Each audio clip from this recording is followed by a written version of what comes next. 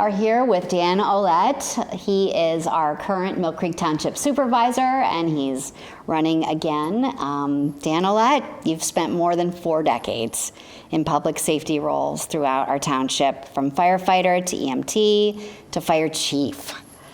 What first inspired you to serve your community in all these capacities? Well, it was a lifelong dream as a young person to become a firefighter, and I actually grew up right behind the fire station.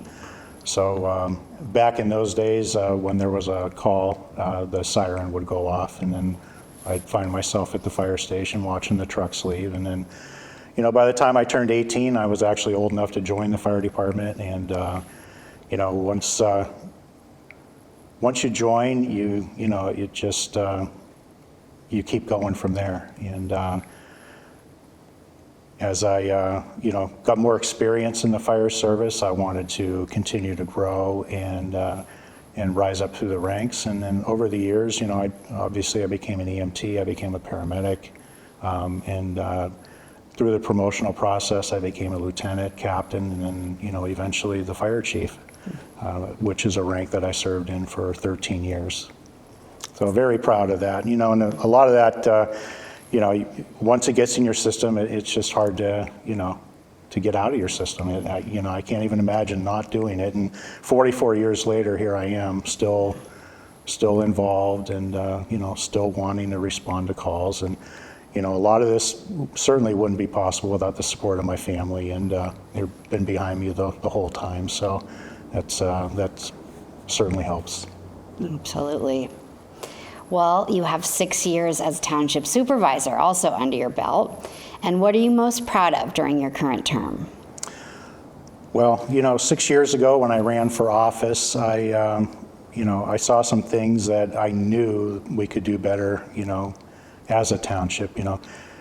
At the time, I'd been a township employee for over 30 years. And, I worked in the police department for 20 years, and then I worked in public works for an additional 12 years. So, all that time spent, I saw a lot, and I saw some things that I knew we could do better on. Our roads needed improved. Stormwater issues were constantly plaguing, the township and residents, and our volunteer fire service, was suffering due to lack of manpower. And obviously I experienced that also as a volunteer firefighter. I watched that transition happen, and I knew we had to do something about it. And when I was campaigning, that's what I campaigned on, those 3 issues. I'm proud to say today that we have some positive results, from those days, and we're definitely moving forward in all of those areas. That's great news for all of us that live in Mill Creek Township. And speaking about your roadway developments, paving our path, talk to us about the number of miles that you've accomplished with roadway development. And I believe I heard the number 94 in this. And so talk to us about how you've managed to accomplish so much in terms of roadway safety. Right. So I am extremely proud to say that, over the past 5 years, while I've been in office, we have milled and repaved 94 miles of road. There's 210 miles of road total in the township, and we've done nearly half of that. Now, with that being said, we contract out that work now, and that's bid every year. So how did we get there? So there's a couple of ways that we got there. During my time in office, we experienced COVID, and also during that time, we were fortunate to receive ARPA dollars from the government, and that was to the tune of about $6 million. We invested every one of those dollars into our paving program, and because we were so far behind in paving. Before I came into office, we might have done 8 miles a year. And that wasn't always a real milling and repaving. It was a lot of overlay. They would just pave over bad road, and that's a practice that we're no longer doing. we're doing roads, the right way. Another way that we're investing in our paving program, we have a part of the tax dollars, we have a public improvement part of our tax rolls that the money can only be spent for public improvement, and we've devoted those dollars to paving. So each year we do get money from the state. It's called liquid fuels money, and that roughly has been hovering around $1.6 to $1.7 million a year. And then we take tax dollars to the tune of about 1.3, which gives us about a $3 million budget for paving, and that's what we invest in paving now. So yeah, we've had a lot of forward momentum, and we're going to continue that. That's terrific. Tell us about the storm team. How does this work within the Public Works Department? Well, the storm team was developed, when I first came into office. Obviously, that was certainly one of the issues that I ran on. And so it's made up of a collaboration of our streets employees, sewer department employees, and our engineering department. So they collaborate together. We focus on known problem areas. One of the other things that we do, part of the paving program is that every mile of road that gets paved, we are also working on the infrastructure of those roads prior to paving. So what we're doing is we're going in and cleaning and inspecting all of the underground storm pipes to make sure that they are in good shape. If they need repairs, we're repairing them. Because it's very important to make sure that our storm system is operating to its fullest potential. And what we've experienced is sometimes some of these pipes have been underground for 60 years and just had no attention paid to them at all. What we're finding is that these pipes are just chocked full of debris, dirt, and it's kind of like a clogged artery. If your artery's clogged, your heart's working hard, and it just can't function. Well, it's the same with our storm sewer system. So we're making sure that everything's intact and prior to paving, so that we're not digging up a road afterward if a problem surfaces. All these things are taken care of ahead of time, and we just move along. So we're talking about 94 miles, so I can tell you that every one of those miles, we have inspected every foot of pipe that's underground. Incredible. Well, it sounds like you have a lot to consider as an accomplishment in what we've discussed already, but I guess when you think back on these last 6 years, what do you consider your biggest accomplishment? Well, I think that, addressing the volunteer firefighter crisis is probably my biggest accomplishment, my most proudest accomplishment. We've been dependent on volunteer fire service in Mill Creek for well over 85 and pushing 90 years now. We are to a point where because of the critical lack of volunteers, we were basically one call away from a potential disaster or tragedy, and that would just be horrible, and we certainly wouldn't want an initiative like that to be driven by tragedy. So we needed to be proactive, and a proactive approach was addressing the crisis. So in conjunction with all of the volunteer fire chiefs, the Mill Creek Fire Commission, they unanimously voted to approach the township to start a career fire service. We listened and we acted, and that's exactly what's happened today. So in 2023, we hired our first career fire chief and our first 9 career firefighters. And so yeah, very proud of that. And it's certainly a step forward. What we've created here is a combination fire department where we still have volunteers and we have career firefighters working side by side, and it's a great formula. We're getting career staff on the road, and they're backed up by the volunteers, and it's a system that's working, and it's working well for us. So we're very proud of that. Still seems as though the young people that are living behind fire stations might be inspired to have some hours of opportunity then still in your fire stations to volunteer. The volunteer departments are still taking applications, and It's good news. the opportunity is always there. Recently, 15 of those firefighters were hired, the career firefighters. So how's that being funded? Well, it's through a grant from FEMA called the SAFER Grant. It's staffing for adequate fire and emergency response.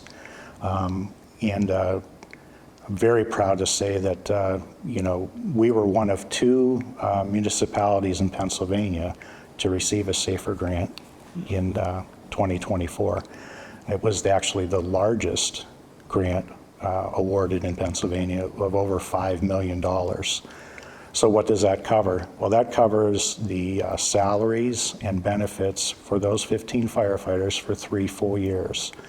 That's a major burden off of the township for those 3 years. And what that does is that puts 26 firefighters available on the street, at different times, because they run 3 different shifts, 3 different platoons. They're all working 24 hours.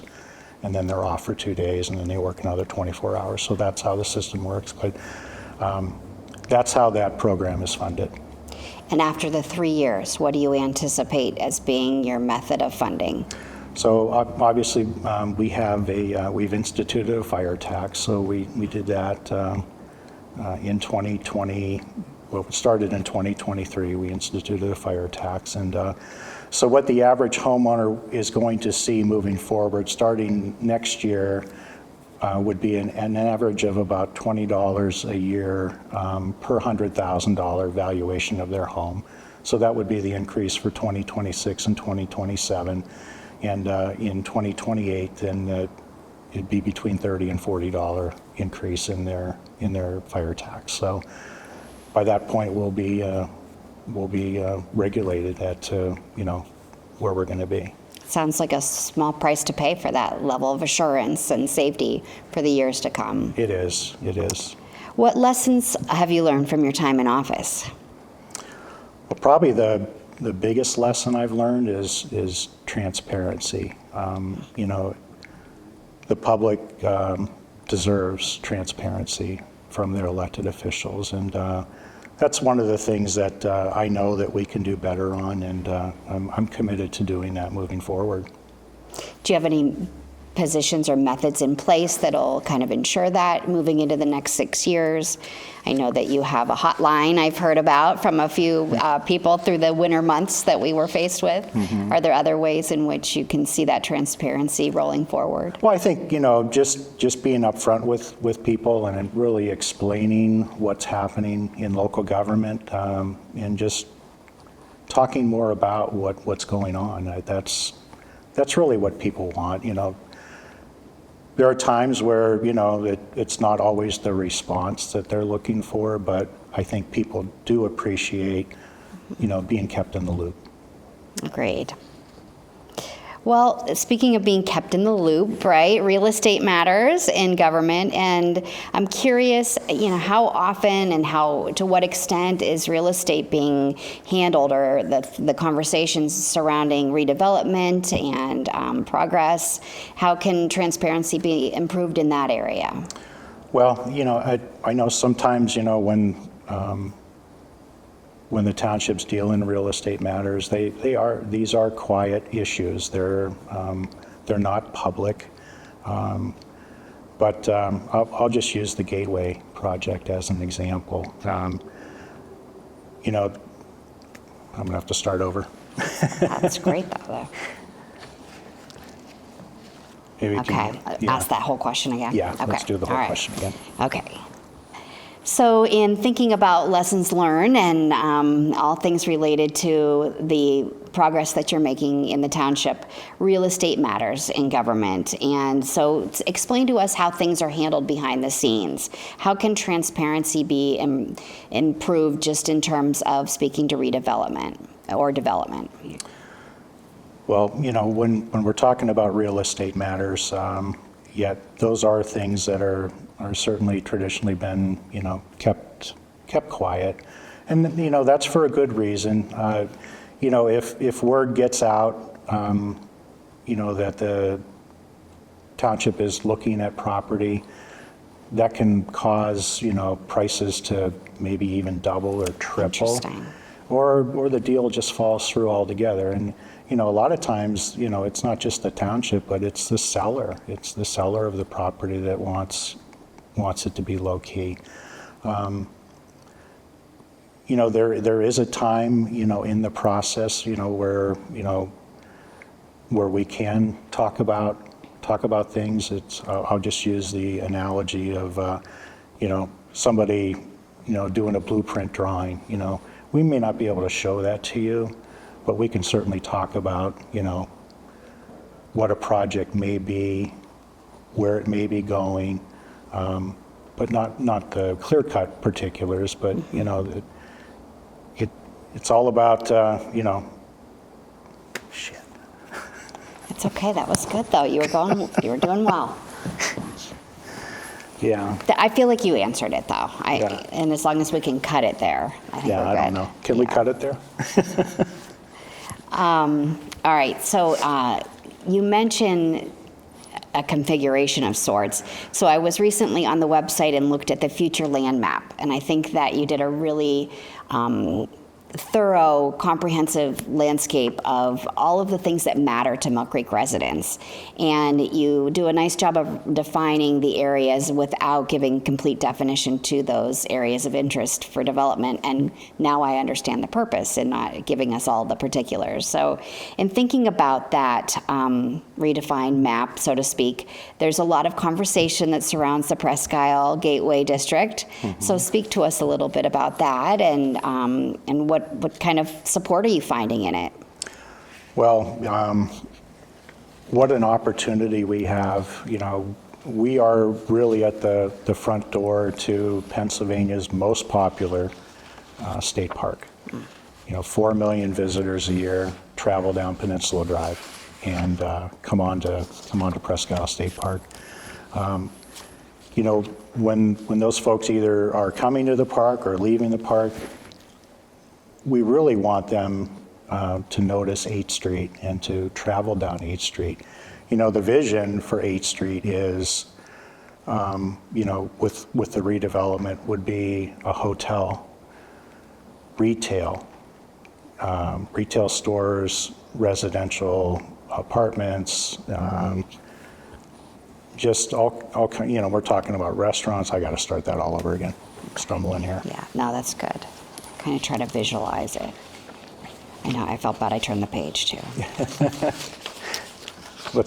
You want to do that question Yeah, again? yep. Okay. Okay. All right, You go want to ahead. take a second? Yeah.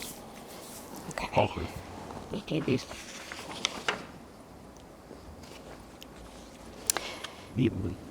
Where are you finding support for the Presque Isle Gateway District? Well, the support is obviously coming from residents themselves. You know, I find myself at Wegmans or Giant Eagle. I'm being approached by people. There's a huge amount of excitement for what's to come here on 8th Street in the Gateway District. We're also finding some great support from, you know, local redevelopment officials, Infinite Erie, our state representatives. We have Ryan Bizzaro, Senator Laughlin. They're fully on board with what's happening on 8th Street, fully in support. You know, and it's you know, it's not only the residents, you know, it's the resources of our, you know, our elected officials that are going to be working with us, you know, throughout this process to try and secure more funding. And, you know, it's very positive, and, you know, there's a lot of momentum behind this plan right now. So I'm really happy to, you know, be working in part, you know, with what's going on 8th Street. You'll be taking over the West 8th Street from Peninsula Drive to Pittsburgh Avenue, from PennDOT turning back on program. So what happens from there? Well, so what that program is all about is that, the township will take full responsibility for West 8th Street. So what PennDOT's offering is $5 million in infrastructure improvements for that section of 8th Street. So we're talking about, stormwater improvements. We're talking about repaving the entire section. That's almost a mile of roadway. Curbs.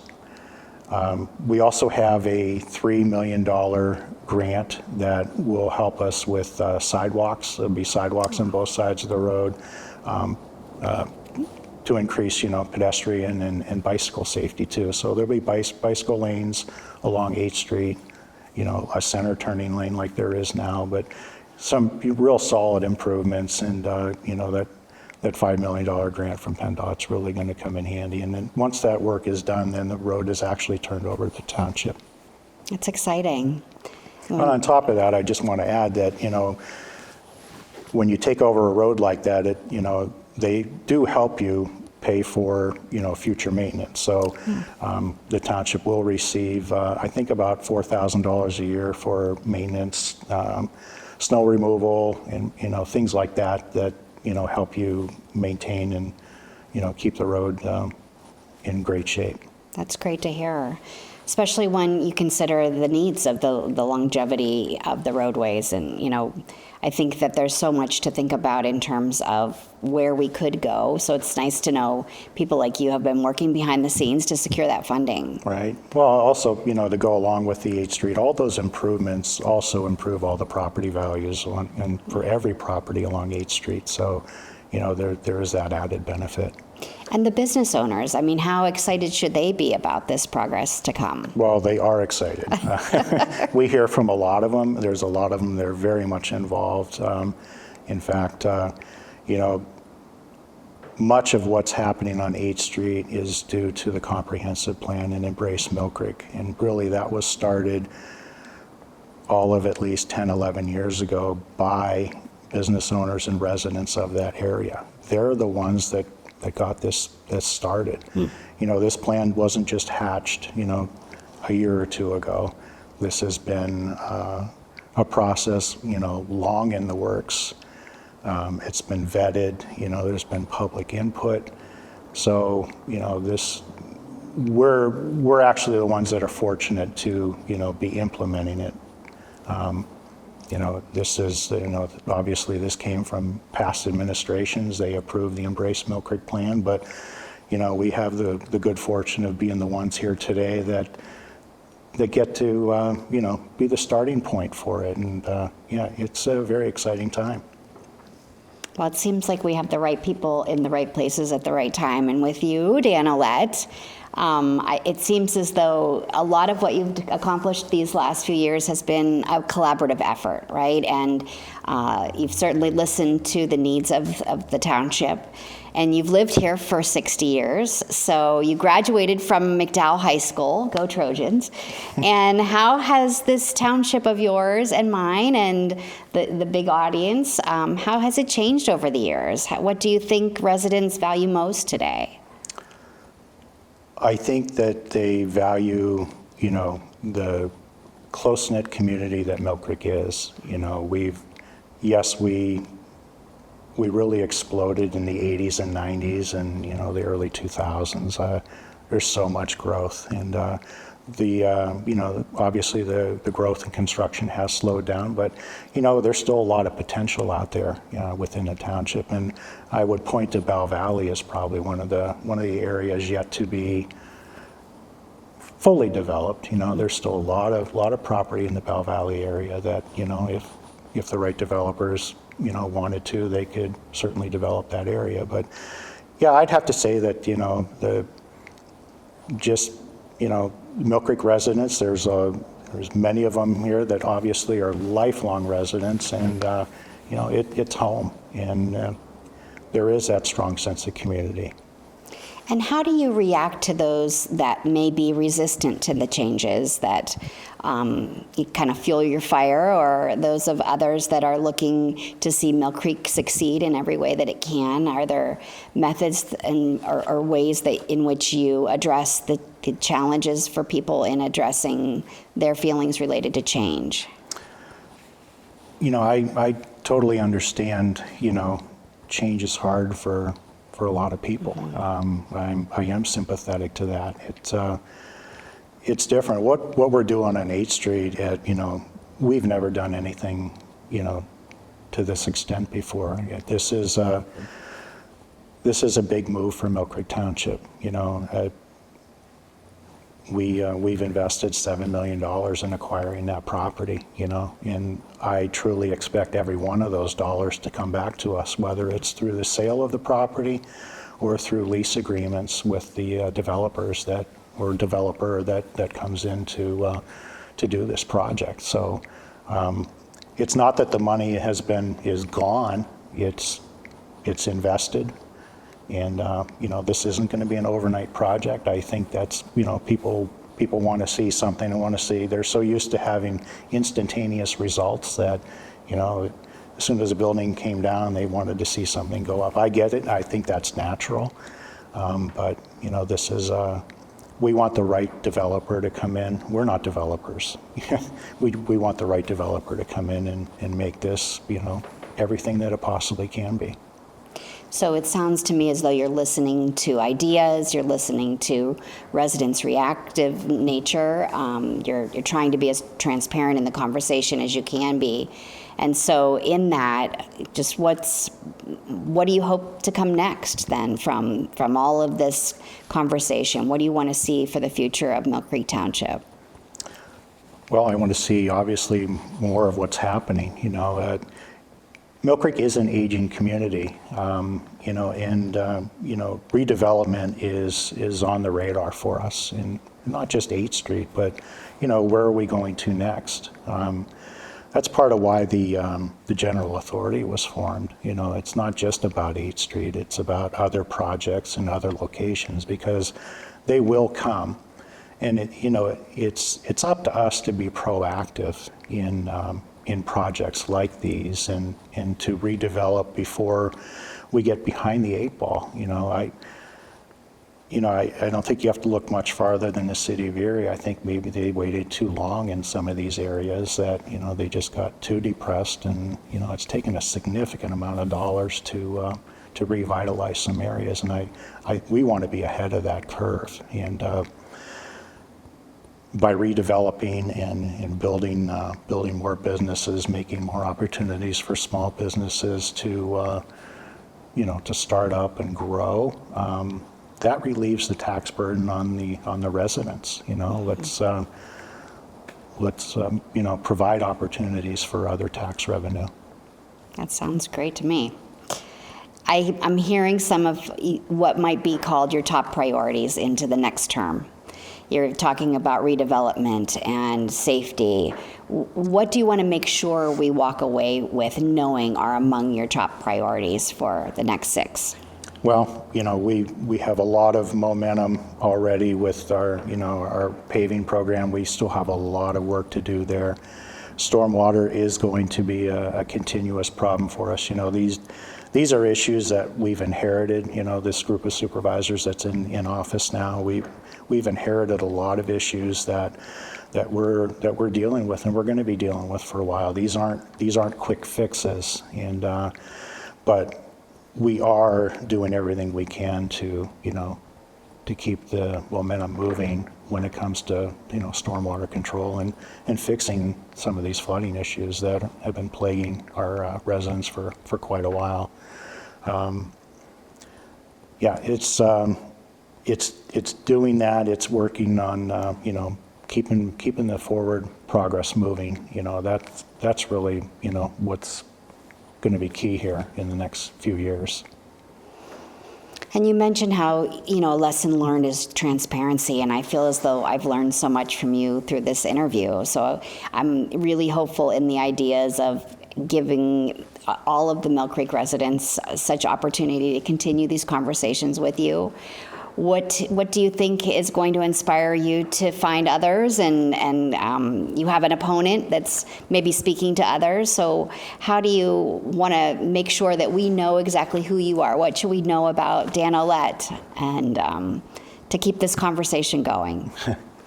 Well, you know, I think probably one of the things that I want people to know about me is that, you know, I keep my word. You know, when I ran for office in 2019, you know, I ran on the, you know, the three topics of, you know, improving our roads, taking care of stormwater issues, and addressing the public safety crisis with our volunteer firefighters. I kept my word. I've accomplished every one of those goals. And really that's why I want to, you know, want to run for another term, because, you know, we're not done yet. There's still work to be done. And, you know, I still, you know, hope to get the support of the residents. And I really do hope that, you know, I have their vote of confidence, you know, and on May 20th, on election day, that, you know, they see me in there for another 6 years, working for them, side by side, because that's, you know, that's what I am about. I'm about my community. I've devoted my whole life to public service, public safety, and I want to continue that.